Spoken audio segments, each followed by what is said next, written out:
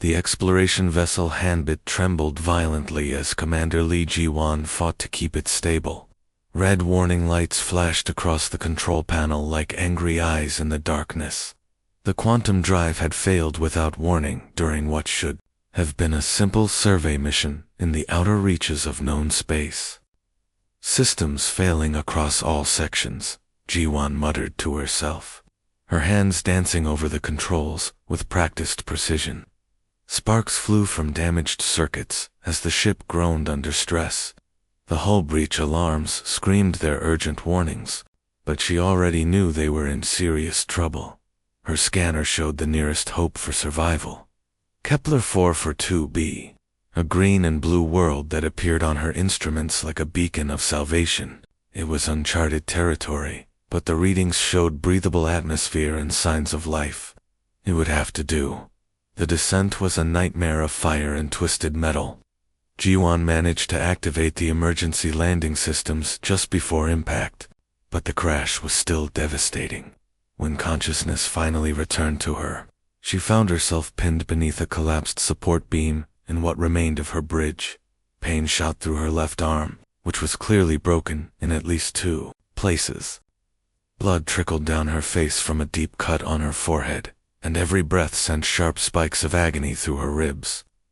Through the cracked and spider-webbed viewport, she could see an alien landscape of towering crystal formations that caught and reflected the light of twin suns. Movement in the distance caught her attention. Tall, graceful figures approached the wreckage with cautious steps.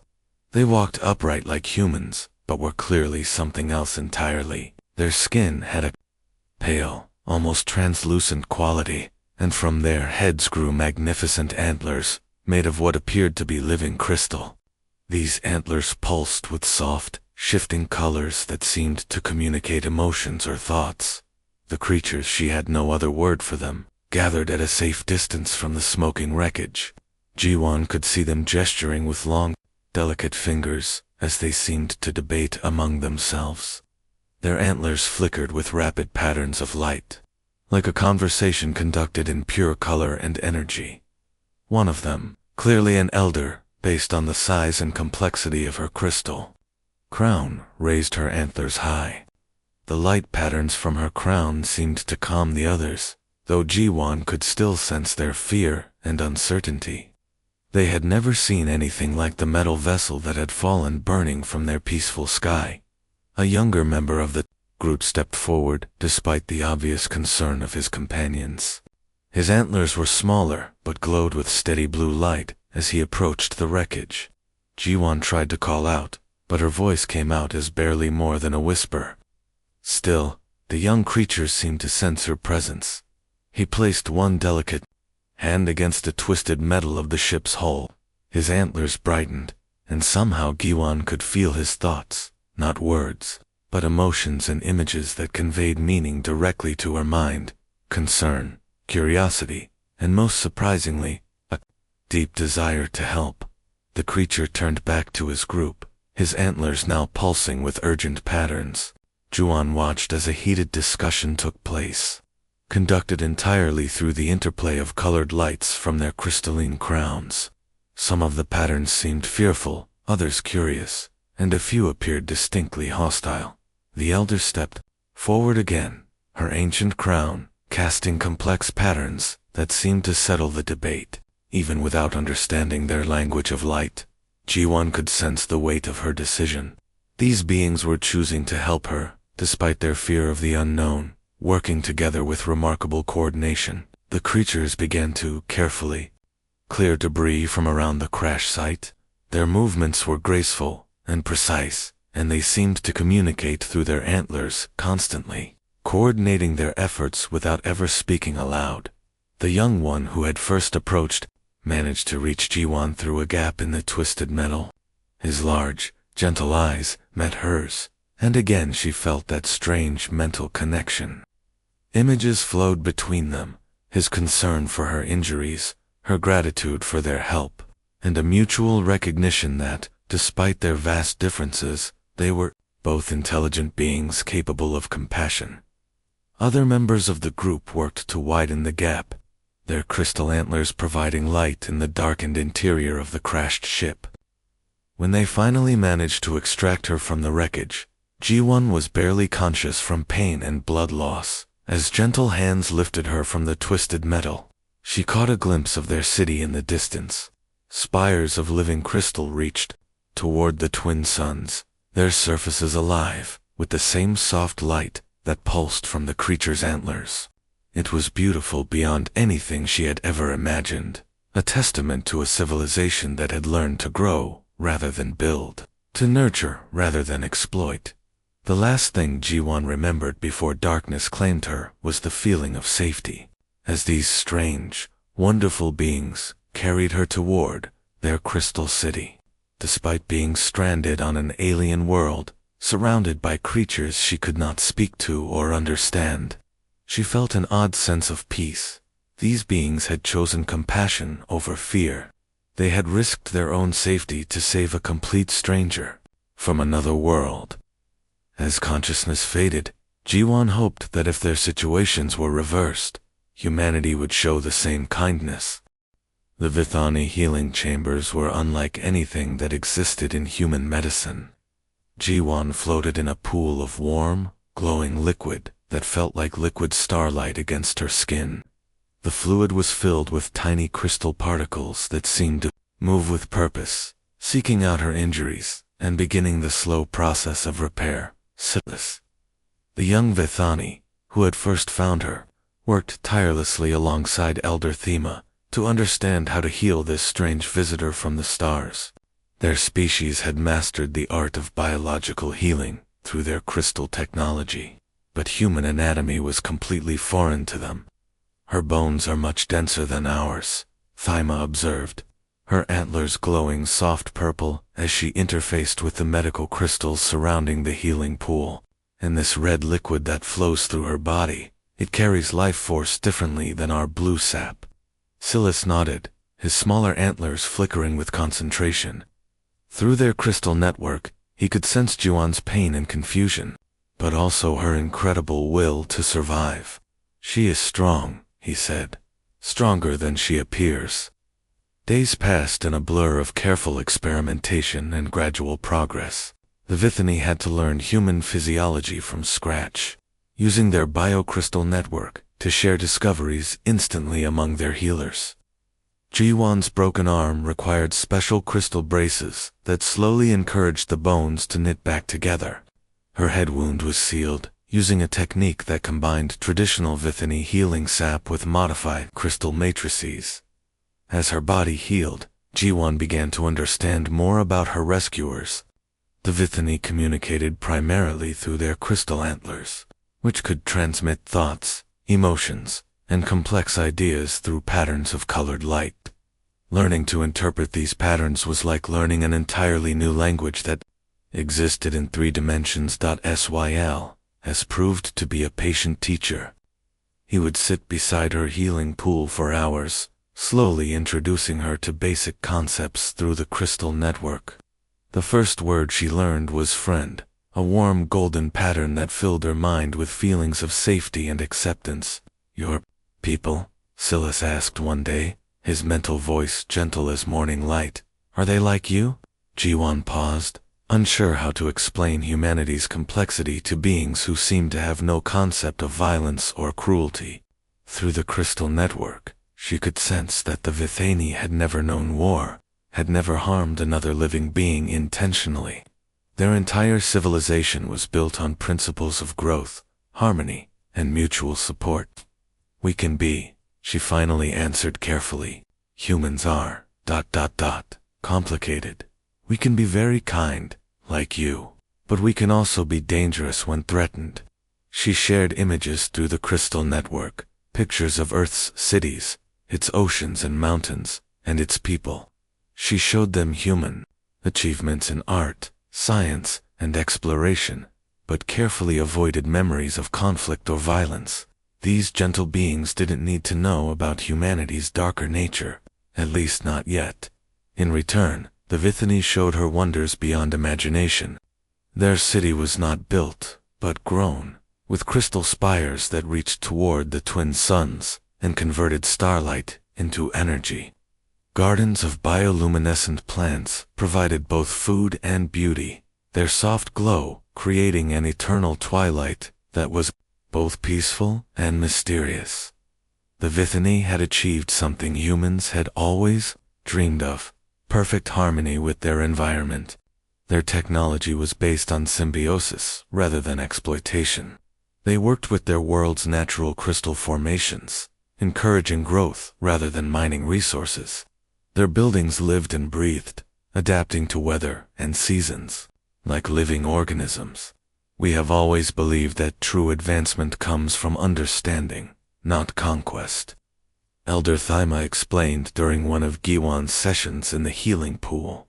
Your species reached the stars through fire and metal. We reached them through patience and growth. As weeks passed, Giwan's strength returned. The crystal healing had done more than repair her injuries. It had enhanced her natural healing abilities and left her feeling stronger than before. The Vithani's biocrystal network had somehow integrated with her nervous system, allowing her to communicate more easily with her hosts. But even as her body healed, her mind was troubled. Her ship's distress beacon remained silent, despite their best efforts to repair it. Without it, Earth would never know what had happened to her. She was stranded on this beautiful world, perhaps forever. Silas sensed her distress through the crystal network. You wish to return to your people, he said, his antlers glowing with sympathy. I need to let them know I'm alive, Jiwan explained. If they don't hear from me, they'll assume I'm dead. They might even send ships to look for me, and that could be dangerous for your people. The young Vithani's antlers flickered with curiosity. Dangerous? How could your people be dangerous to us? Jiwan hesitated, realizing she had revealed more than she intended. Through the crystal network, she could feel Silas's genuine confusion. The Vithani truly could not understand the concept of one species harming another. Working together with Kim Deho, a Vithani engineer whose specialty was crystal electronics, Jiwan finally managed to repair her distress beacon using a hybrid of human technology and Vithani crystals. The device hummed to life, its signal reaching out across the vast emptiness of space. Now we wait, she told her friends, hoping that when rescue came, it would bring the right kind of attention to this peaceful world. She had no way of knowing that her beacon would attract far more than just human rescuers. The distress beacon had been active for only 3 days, when the sky above Kepler 44 to be suddenly filled with massive shadows. 3 enormous warships dropped out of hyperspace like hungry predators, their dark hulls blocking out the light of the twin suns. They were nothing like the sleek vessels of Earth's fleet. These ships were built for intimidation, bristling with weapons and covered in brutal spikes and angular armor plating. Giwan's blood turned to ice as she recognized the distinctive design. These were hegemony warships, and their arrival meant death or slavery for any world they claimed. She had studied intelligence reports about this militaristic empire during her service with Earth's exploration fleet. The hegemony conquered primitive worlds, enslaved their populations, and stripped their resources bare. In the crystal city below, the Vithani gathered in confused clusters, their antlers flickering with patterns Jiwan had never seen before, patterns that spoke of fear and bewilderment. They had no word in their language for invasion, because the concept had never existed in their peaceful world. Elder Thyma stood in the city's central plaza, her ancient crown pulsing with urgent light as she tried to understand the situation. Around her, younger Vithani pressed close, seeking comfort and guidance from their elder. Their gentle faces were filled with an innocence that would soon be shattered. The alien transmission came without warning, broadcast in dozens of languages, across all frequencies. Captain Vextar's voice was harsh and mechanical, translated through the hegemony's universal communication system. Primitive inhabitants of this world, the message began, you are now under the protection of the hegemony. Your planet shows signs of valuable crystal technology that will serve the greater good of our empire. You have 1 rotation of your world to surrender completely and begin immediate extraction of all crystal resources. G1 translated the message for the assembled Vithani, her voice growing quieter with each terrible word. She watched as their antlers dimmed with growing horror, their light patterns becoming chaotic and frightened. "They speak of ownership," Elder Thyma said, her mental voice trembling through the crystal network, "of taking our crystal hearts for their own use. But the crystals are alive. They are part of us. How can they take what lives?" The transmission continued with cold efficiency. "Any resistance will be met with immediate pacification. Your population will be relocated to work camps where you will assist in resource extraction. Compliance will ensure your survival. Resistance will ensure your extinction." Silas, standing beside G1, his young antlers flickering with confusion and fear. "What does pacification mean?" he asked innocently. G1 closed her eyes, unable to meet his trusting gaze. In hegemony terms, pacification meant the complete destruction of any resistance, usually through orbital bombardment that would turn cities to ash and crystal gardens to glass. If the Vithani were lucky, they would be enslaved. If they resisted, they would be wiped out entirely. "We need to prepare for war," G1 said quietly. The words feeling strange and terrible in this place of peace. The Vithani stared at her with blank incomprehension. They had no concept of organized violence, no understanding of military tactics or weapons of war. Their entire civilization was built on cooperation and mutual aid. The idea of deliberately harming another living being was as foreign to them as breathing underwater would be to a human. Kim Dae-ho, the young engineer who had helped repair her beacon, approached with his antlers dim with sorrow. "I do not understand," he said through the crystal network. "Why do they wish to hurt us? We have done nothing to them. We would have shared our crystal knowledge freely if they had simply asked." "Because they can," G1 replied, her voice bitter with the knowledge of how cruel the galaxy could be. "Some species see kindness as weakness. They take what they want because they have the power to do so." High above in orbit, Captain Vexstar studied the scanner readings from his command throne. His species, the Kathmori, had built their empire through conquest and subjugation.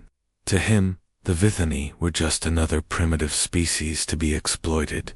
The crystal formations show remarkable energy patterns. He reported to his bridge crew, his mandibles clicking with satisfaction. "These creatures have somehow learned to grow technology rather than build it. Our scientists will be very interested in studying their methods." "What about the alien vessel we detected?" asked his second-in-command, referring to G1's crashed ship. "Probably some other primitive species. If any survivors exist, they can share the fate of the natives." Vexstar replied dismissively, "Begin landing preparations. I want full occupation within 2 rotations. Back on the planet's surface." G1 worked frantically to explain the concept of defense to beings who had never needed to defend themselves. The Vithani had powerful technology, but it had all been designed for creation and healing, not destruction. Their crystal networks could channel enormous amounts of energy, but they had never considered using that energy as a weapon. "Your bioelectric systems," she explained, to a gathering of engineers and healers. "They could be modified, overloaded to create energy pulses that could disable their equipment." Elder Thyma's antlers pulsed with deep sadness. "To use our healing crystals for harm? It goes against everything we are. If you don't fight, there won't be anything left of what you are." G1 replied desperately. "These beings will destroy your entire way of life." As the hegemony landing craft began their descent like metallic rain, G1 realized she was asking the impossible, trying to turn pacifists into warriors in a matter of hours. The hegemony landing craft descended through the atmosphere like drops of molten metal, their engines screaming as they approached the crystal city. G1 crouched behind a barricade of grown crystal formations, clutching a makeshift weapon that combined her service pistol with Vithani biocrystal technology.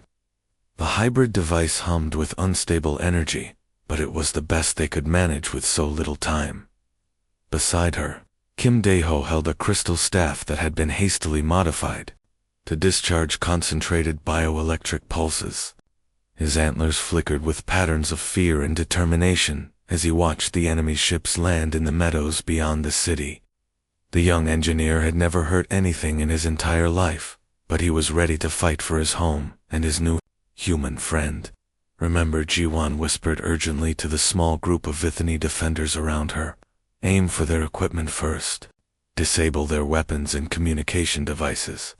They cannot fight effectively if they cannot coordinate." The Vithani nodded, their light patterns dim with anxiety.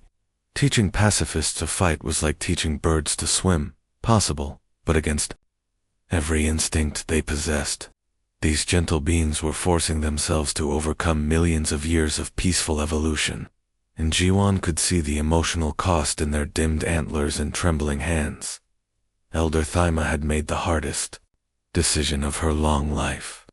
Rather than surrender their world and their people to slavery, she had agreed to resist. Now she stood in the city's central plaza, her ancient crown blazing with defiant light as she coordinated the defense through the crystal network. Her mental voice reached every Vithani in the city, giving them strength and purpose. The first wave of hegemony soldiers emerged from their landing craft like a plague of metal insects. They wore full combat armor and carried energy weapons that could cut through crystal and flesh with equal ease. Captain Vextar had sent his shock troops, first veterans, who specialized in breaking the will of primitive populations through swift, brutal displays of superior firepower. Gi-won led her small group of defenders into the crystal caverns beneath the city. The narrow passages would negate the enemy's numerical advantage and force them to fight in small groups.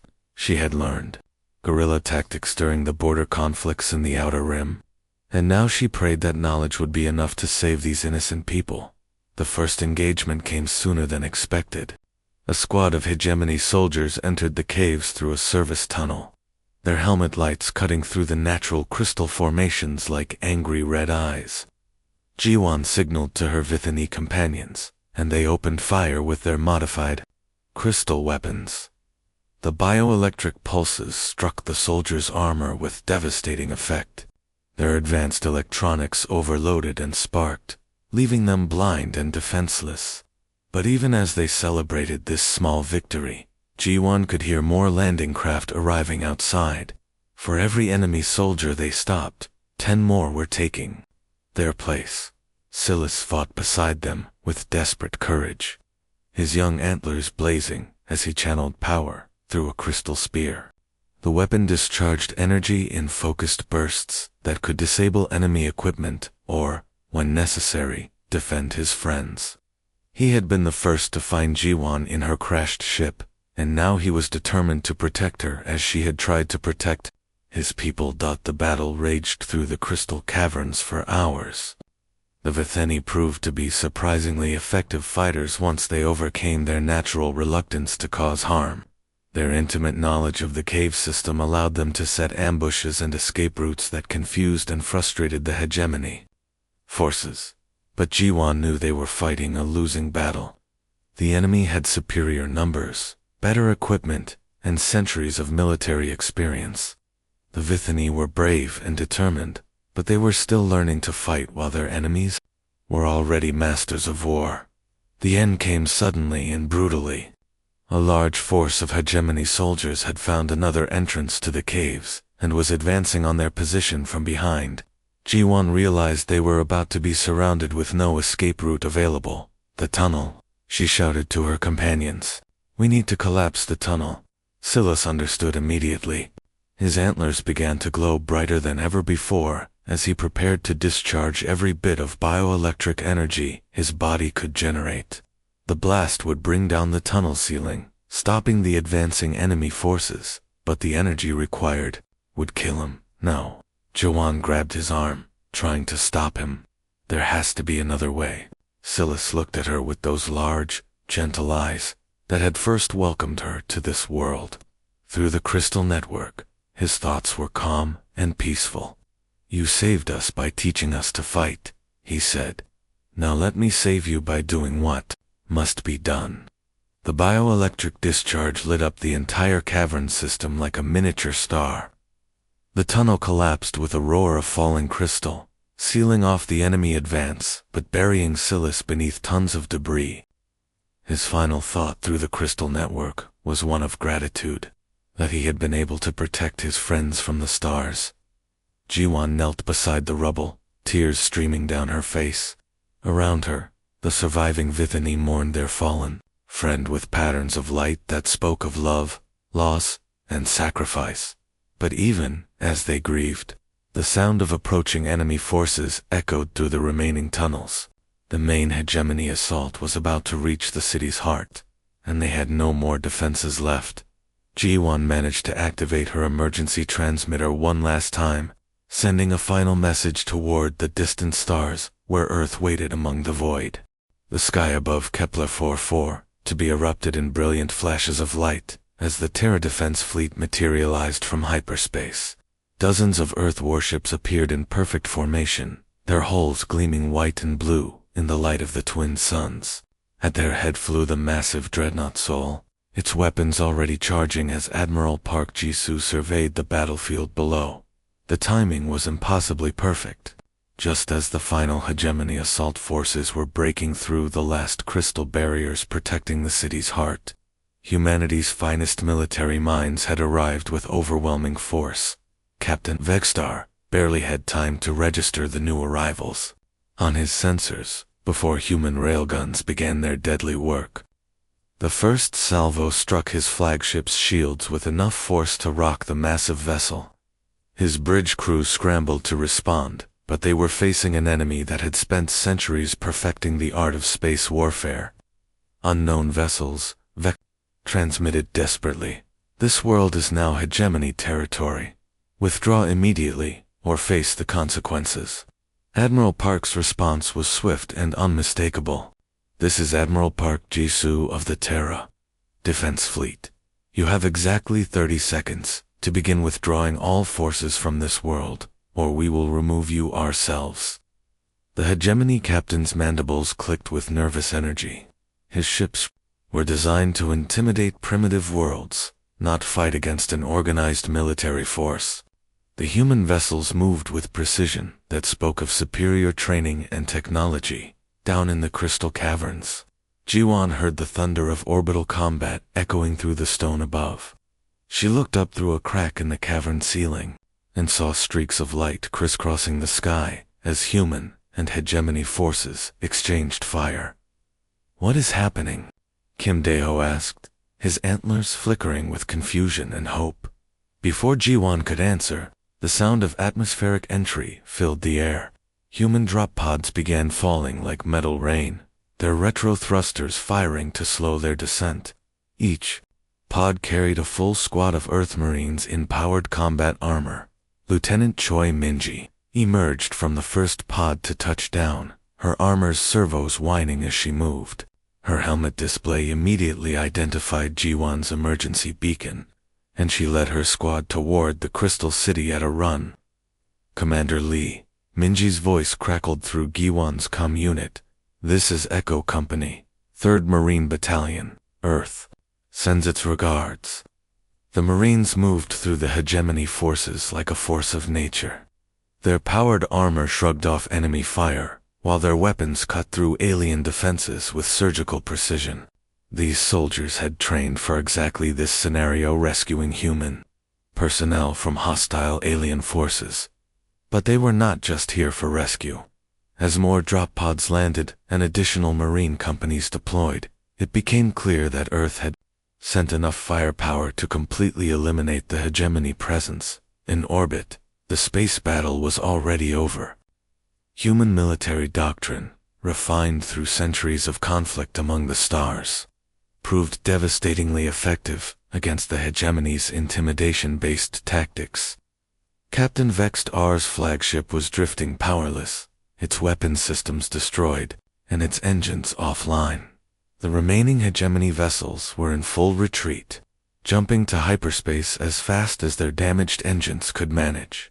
Those that could not escape quickly enough found themselves surrounded by human warships demanding their immediate surrender. Within hours, The Crystal City was secure. Hegemony prisoners were being processed, while human medics worked alongside Vithani healers to treat the wounded. The contrast between the two species was remarkable, where the hegemony had brought fear and destruction. The humans brought aid and protection. Admiral Park herself came down to the planet's surface to meet with Elder Thyma and the other Vithani leaders. She stood in the Crystal City's central plaza. Her crisp uniform, a stark contrast to the organic beauty of the grown architecture around her. "I want to make something very clear," Park said, her words being translated through the crystal network, so every Vithani could understand. "Any species that would shelter and protect a lost human has earned Earth's eternal protection. We will establish a permanent defense station in your system. The hegemony, and others like them, will learn that humanity protects its friends." Elder Thyma's ancient antlers pulsed with deep gratitude, her light patterns speaking of wonder and relief. "We saved one small life," she said through the translators. "You have saved our entire world." "That one small life was ours," Park replied simply. "That makes all the difference."